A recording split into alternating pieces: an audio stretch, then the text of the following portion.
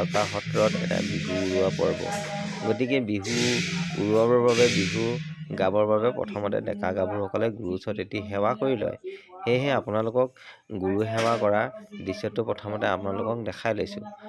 আজি আমাৰ এই শ্ৰী শ্ৰী ত্ৰিপুকমায়া দ্বাৰকা সত্ৰত বিহু উৰুৱা পৰ্ব। গতিকে আমাৰ আজি এই চব যে আমাৰ যিটো মৰাণৰ সংস্কৃতি আছে, এই বিহুৱাৰ কেনেধৰণে ডেকা গাভৰুসকলে প্ৰথম ঘূৰে বা প্ৰথম গাভৰুসকলে ঘূৰি থকা আপোনালোকক দেখাইছোঁ। গতিকে আজি আপোনালোকক এই বিহু উৰুৱা পৰ্বটো আপোনালোকক দেখাম, আপোনালোকে চাব আৰু এইটো লাইক আৰু কমেণ্ট কৰি দিব। আপোনালোকে আমাৰ এই মৰাণসকলৰ এইটো পৰম্পৰা নীতি যে প্ৰতি মঙলে উৰুকা আৰু বুধে গৰু বিহু পিছতেই আপোনাৰ আমাৰ সোমবাৰ দিনটোত আমাৰ বিহু উৰুৱা এটা পৰ্ব থাকে গুৰু ঘৰত।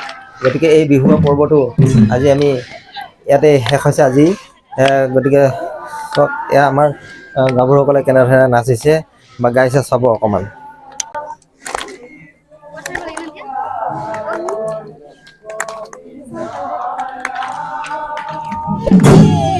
চৰাই কান্দিলে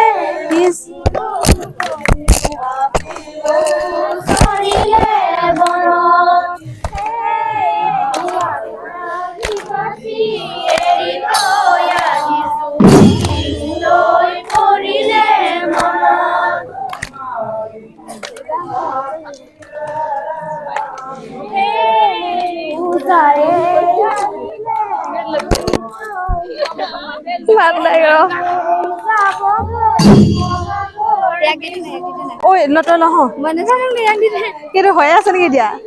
এতিয়া মাতখিনি বেলেগকে হৈ আছে যে।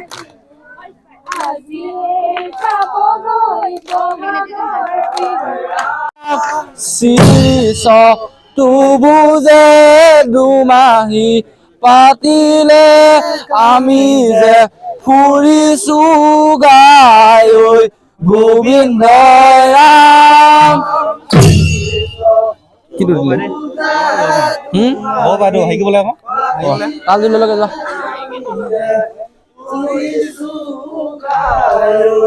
গোবিন্দ শীৰ্ষ তুবুজে দুমাহী পাতিলে যে ফুৰিছো গাই ঐ গোবিন্দ ৰাম।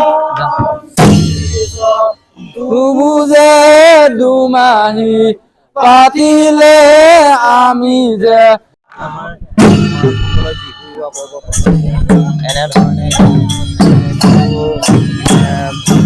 ডেকা গাভৰুৱে ঘূৰি চাব। ল'ৰা শেষ হ'ব তাৰ পিছতেই আৰু ডেকা গাভৰুবোৰে নচোৱা বোৱা আৰম্ভ কৰিব।